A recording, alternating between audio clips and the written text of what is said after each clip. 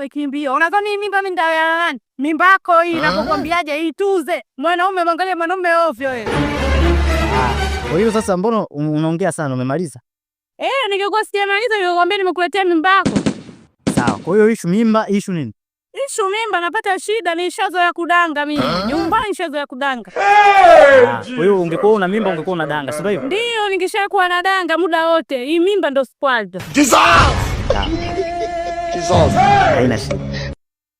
Kama issue mimba maana yake wenyewe tumepitia sana mambo kama haya. God have mercy upon us. Utanifanya nini?